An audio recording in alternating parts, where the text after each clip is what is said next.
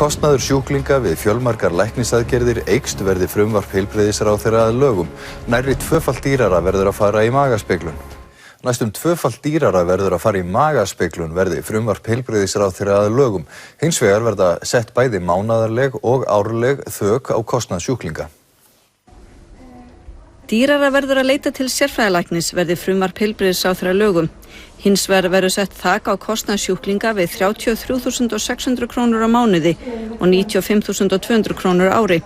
Þakið verður lægra eða 67.200 fyrir þá sem þegar hafa þurft að leggja mikið út fyrir læknisþjónustu. Þá þakið enn lægra eða 63.500 krónur fyrir lífeyrisþega og börn. Núna greiðir sjúklingur almennt rúm 6.500 krónur fyrir viðtal og skoðun hjá sérfræðilækni, en mun þurfa að greiða tæpar 7.800 krónur. Þá hækkar það verð sem fólk þarf að greiða fyrir ýmsar rannsóknir og aðgerðir hjá sérfræðilæknum. Ofnæmisrannsókn kostar nú tæpar 7.700 krónur en hækkar í rúma 10.600.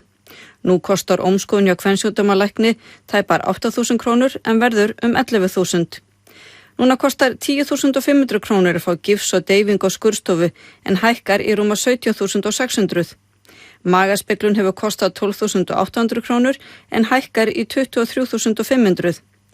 Ristilspeglun kostar nú 21.600 rúmlega en nær upp í mánaðarlegt þak sem heilbrigðisráðherra hyggst setja verði frumvarp að lögum og fer þá upp í 33.600. Við þetta má bæta að oft þarf fólk einnig að greiða sérstaklega fyrir viðtal hjá sérfræðilækni. Lækniskostnaður vegna barna breytist einnig. Ef heimilislæknir gefur út tilvísun þarf ekkert að greiða fyrir heimsókn barns til sérfræðilæknis. Ef engin er tilvísunin þá hækkar verðið. Núna kostar 1.049 krónur að láta setja rör í eyru barns en verðið fer í 10.031 krónu eftir lagabreytingu ef engin er tilvísunin.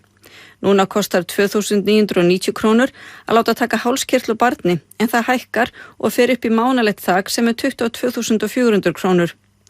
Rúnar Vilhjálmsson, prófessor á heilbrigðisvísindasviði Háskóla Íslands, hefur lýst áhyggjum af því að hækki kostnaðurinn fresti fólk því að leita til læknis uns veikindin eru orðin alvarlegri.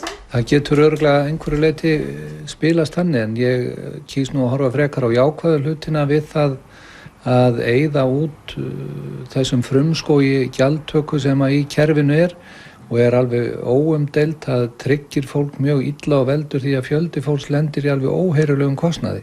Sumir í þeim hópi hafa örugglega frestað læknisþjónustu vegna gjaldsins sem að leggst á það í dag.